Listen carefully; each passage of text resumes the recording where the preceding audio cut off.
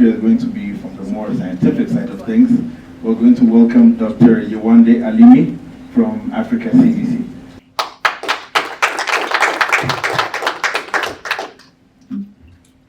Thank you and good morning.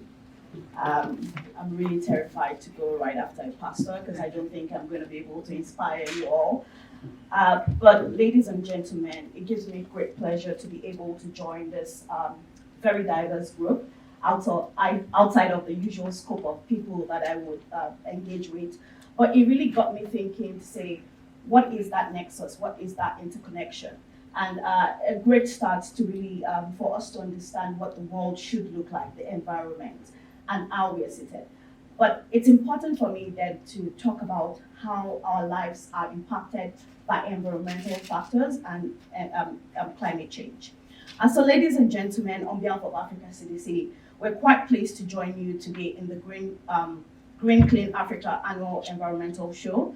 And it's I would like to express my deepest gratitude to the organizers.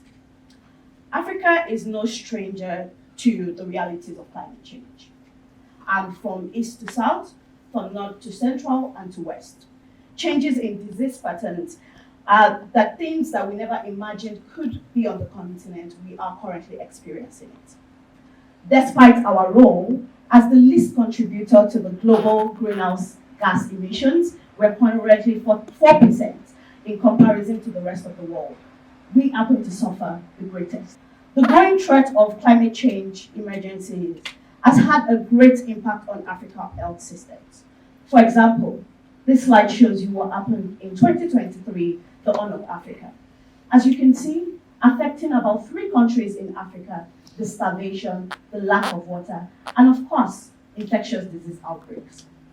We mustn't forget the cyclones affecting the southern part of Africa. Many of you may be aware that right now we are dealing with the longest multi-country cholera outbreak. Several people are dying as a result of this.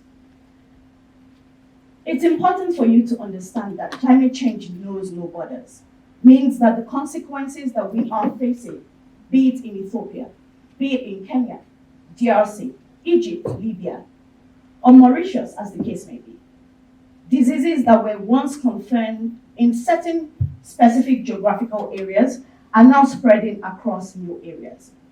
In this slide that I show, I'm showing how in the last 1 year, many diseases that were not reported in many parts of Africa are now reported. You can see things that you may be familiar with like avian influenza, monkeypox, some of you may see dengue, malaria, Rift Valley. And this is in addition to several other challenges that the African continent faces. As we are seeing the increasing speed of these vector-borne diseases, such as malaria, for example, in Ethiopia, significant progress has been made with the control of malaria and mosquito vectors. But currently, over the past year, we are seeing a rise in species that have never been reported in the country. This really gives us cause for concern. There's no doubt that the health systems are the most vulnerable. So we're sitting here, we're talking about recycling, we're talking about clean gas. But what does that really mean for your health? What does that really mean for you when you want to get access to your doctors?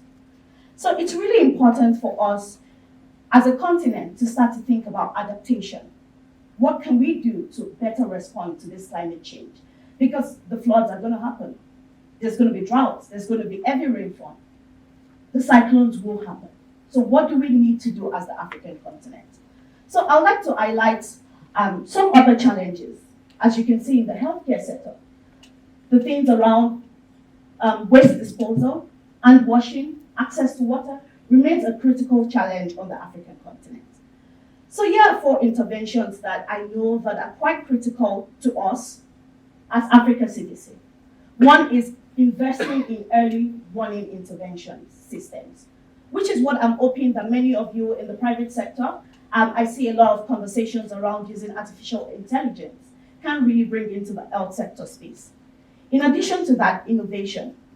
We need to explore how innovative technologies, many which I've seen outside. For example, there's one that I'm quite keen about. I think it's the clean salt for water disinfection, for example, could be very useful to the health systems. building research and innovation as well as capacity on the African continent. And lastly, a One Health governance. And one of the things I'm quite pleased to say is that I'm probably the only health person in the room, but really shows how we need to work together across different expertise to ensure this can happen. Lastly, we mustn't forget, like climate change, health remains a political issue. So as a continent, more than ever, we need to come together through the leadership of our African Union, heads of state and government, to really itemize and highlight the urgent need to invest in climate-resilient health systems. We started off this in Africa's Climate Summit last year, really bringing health to the agenda. We're quite pleased that for the first time, through the advocacy that was being done through member states of the African Union, at COP28, health was a featured agenda.